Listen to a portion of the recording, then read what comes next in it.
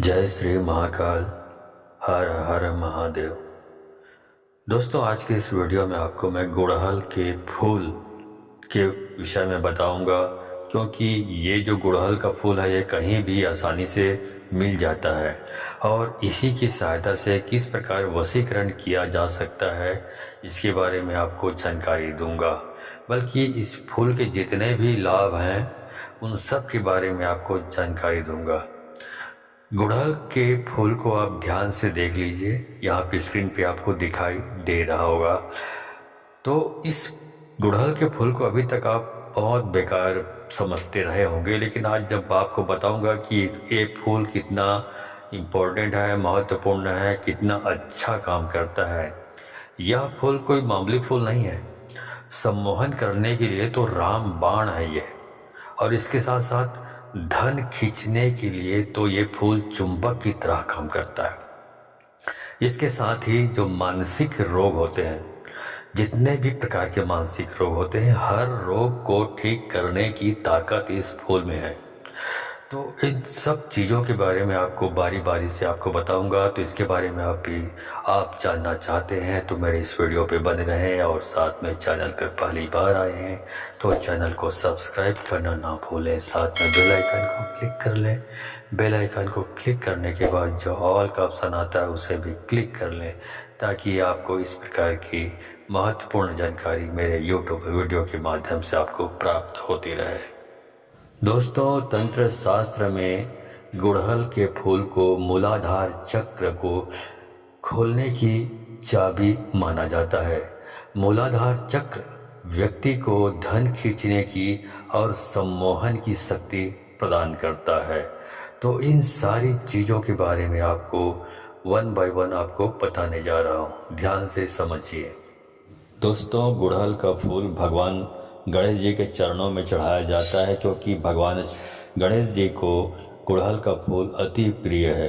तो जो भक्त लोग भगवान गणेश जी के चरणों में फूल चढ़ाते हैं वो इसलिए चढ़ाते हैं क्योंकि उनको पता होता है कि भगवान गणेश जी के चरणों में गुड़हल का फूल चढ़ाने से उनके जो रुके हुए कार्य हैं, जो भी कार्य अटके हुए हैं, जो भी विघ्न बाधाएं आ रही है, वो सारे के सारे विघ्न बाधाएं या जो रुकावटें हैं वो हट जाती है, छट जाती है, और उनको अपने काम में सिद्धि प्राप्त होती है।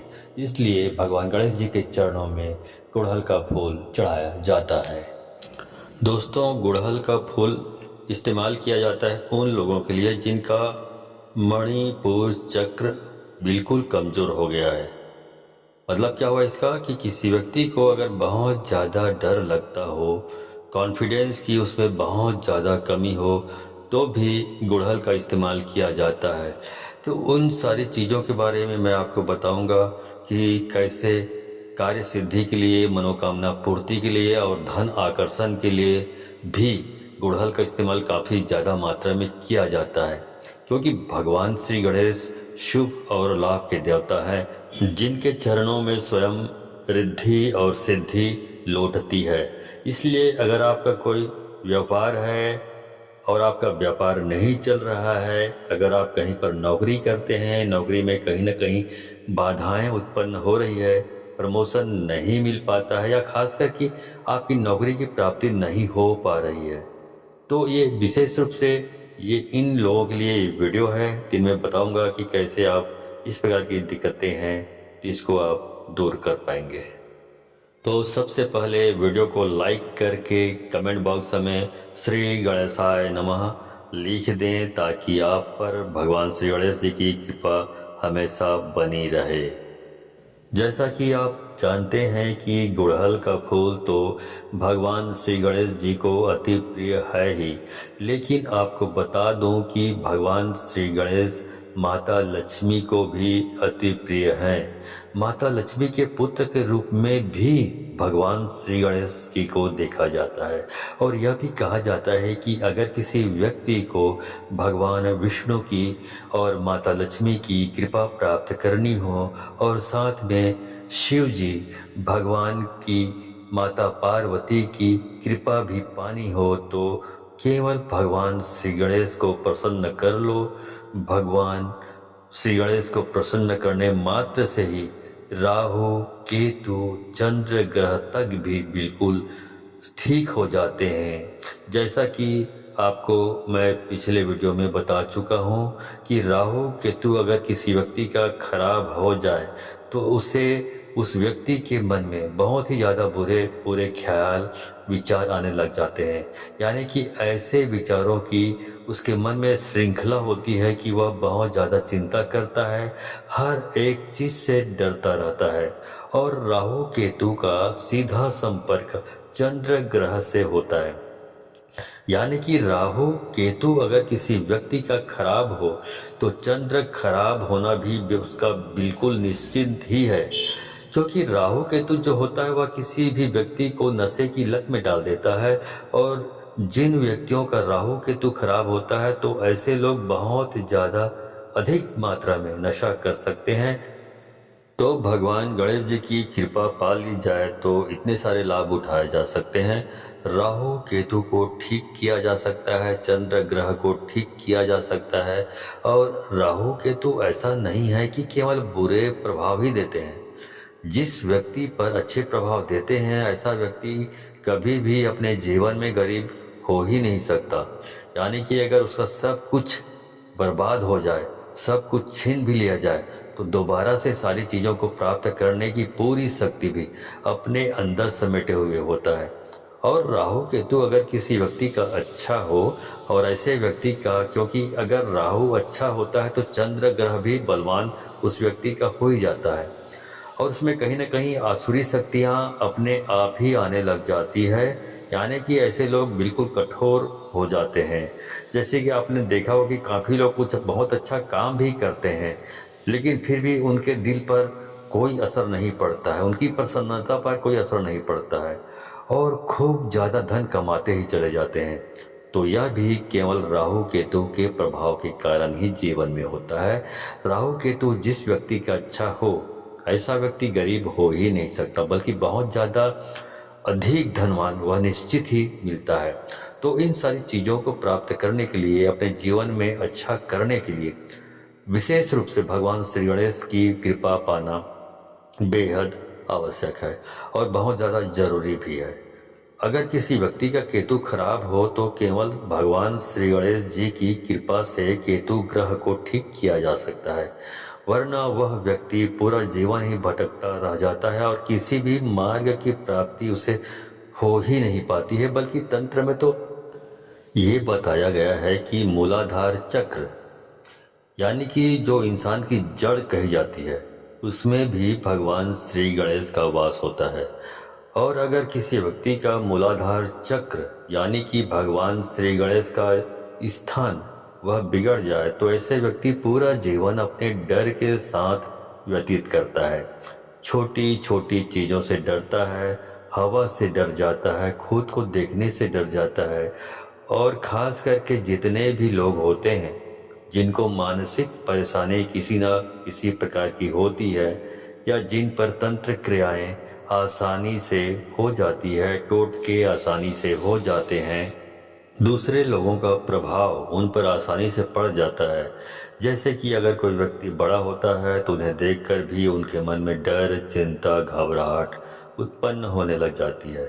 यह भी इसलिए होता है क्योंकि उन लोगों का मूलाधार चक्र कमज़ोर हो जाता है। तो दोस्तों, सबसे पहले चीज़ तो यह है कि गुड़हल के जो फूल होते हैं उसको हर रोज़ शाम के समय रस निकालकर अपनी जो आज्ञा चक्र पर नाभि केंद्र पर लगाया जाए और खास करके ज्ञान मुद्रा में बैठकर ओम गण गणपतिये नमः मंत्र का जाप किया जाए तो इससे मूलाधार चक्र बलवान हो जाता है और उस व्यक्ति के जीवन में सम्मोहन, आकर्षण, वशीकरण काफ़ी गुना बढ़ने लग जाता है। बल्कि धन की प्राप्ति उसे निश्चित होने लग जाती है, क्योंकि इस छोटे से प्रयोग से ही उसका राहु केतु बलवान हो जाता है, उसका चंद्र ग्रह बलवान हो जाता है, भगवान श्री गणेश की कृपा उसे प्राप्त होने लग जाती है।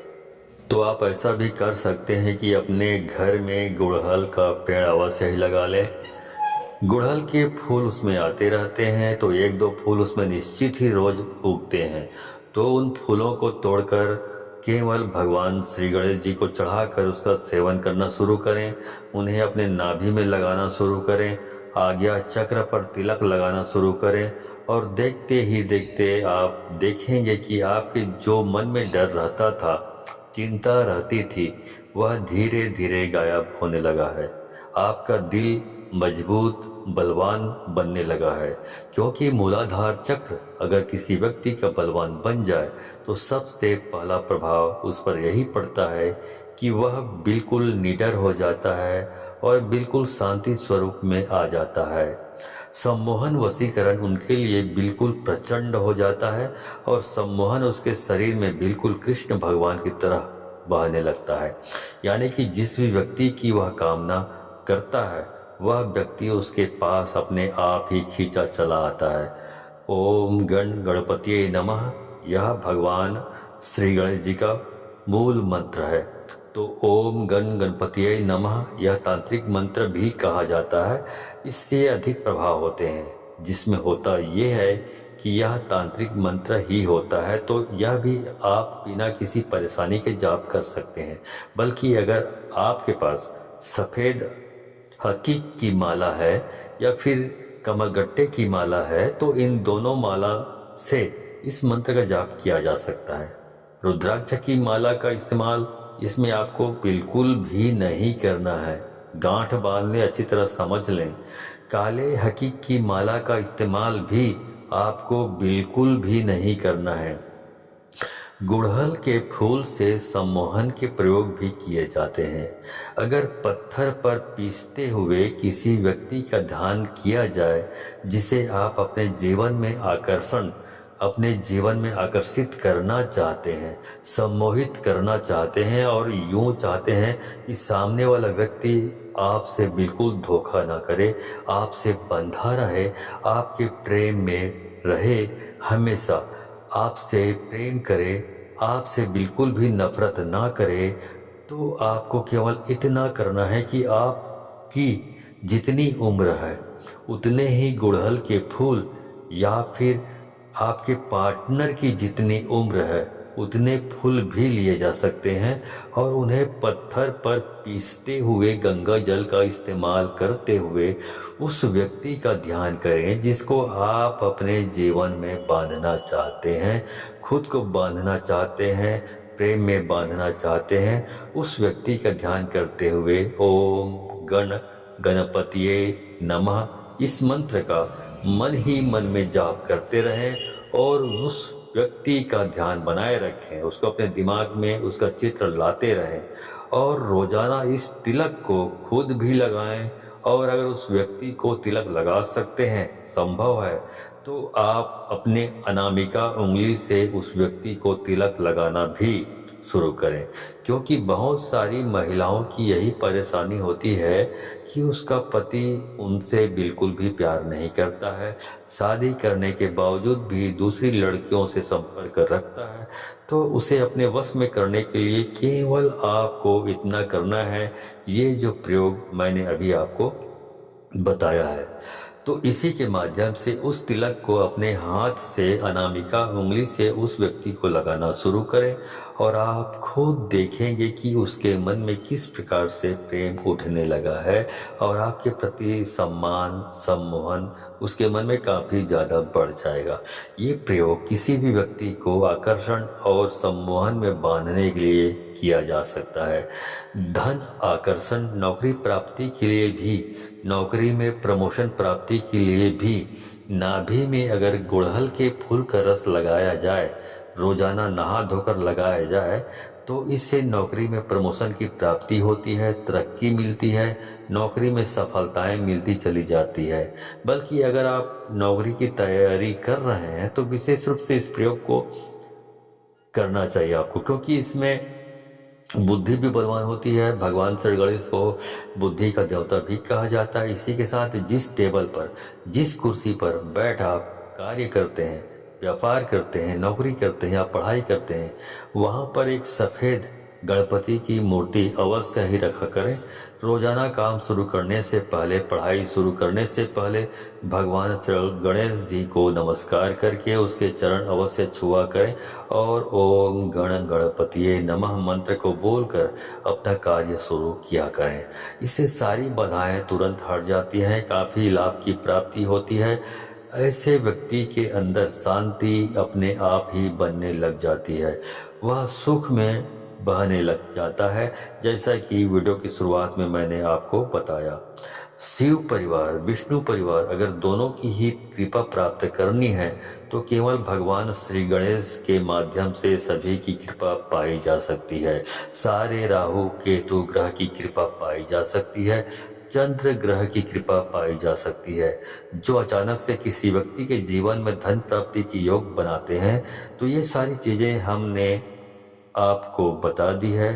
तो इस वीडियो को यदि आपको लगता है कि बहुत अच्छी जानकारी लगी है तो इस वीडियो को अधिक से अधिक लोगों को शेयर करें, ताकि अधिक से अधिक लोग इस जानकारी से परिचित होकर इसका लाभ उठा सके।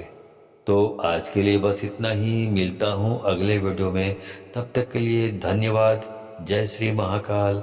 हर हर महादेव।